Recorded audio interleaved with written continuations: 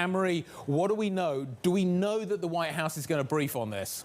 Well, the White House has come out and said that the call has ended. And Guy, you're 10:52 p.m. Beijing time. The White House has said the call ended 10:53 a.m. So just the semantics, a little bit off there on the minute between Beijing and Washington. But that's an hour and 50 minutes that these two individuals spoke for. And it comes on the heels, of course, of Jake Sullivan's meeting with his counterpart for 7 hours in Rome. Obviously, we knew what the United States wanted going into this, really making sure they warned China, one, do not send military weapons to President Putin and help the Russian army. And then secondly, do not come in the middle and help Russia skirt around our sanctions. CCTV, interestingly, was giving some headlines during that call. So there was almost like a little bit of live tweeting there. And what we've known from there is kind of the similar rhetoric that we've already heard from China, which is that no one should resort to arms and that they want a peaceful diplomatic path forward.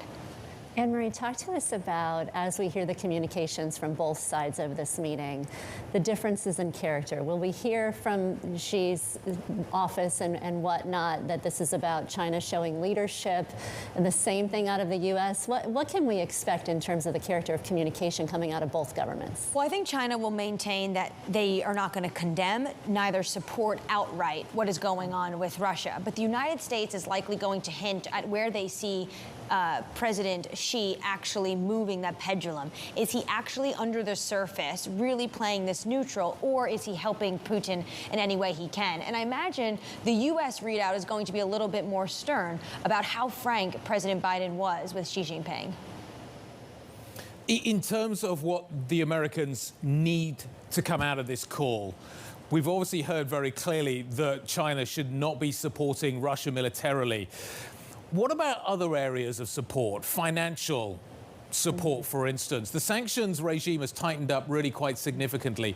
Are these both basically, from a U.S. point of view, the same thing? Any attempt to skirt sanctions, any attempt to arm or provide military assistance to Russia will basically be seen as the same thing? Yes, and the U.S. has already done that. They've publicly said this will impose costs on China. And if you're sitting in Beijing, who do you want to make sure you have a robust trade agreement that continues and economic relationships with? Is it Russia, or is it with the United States and Europe?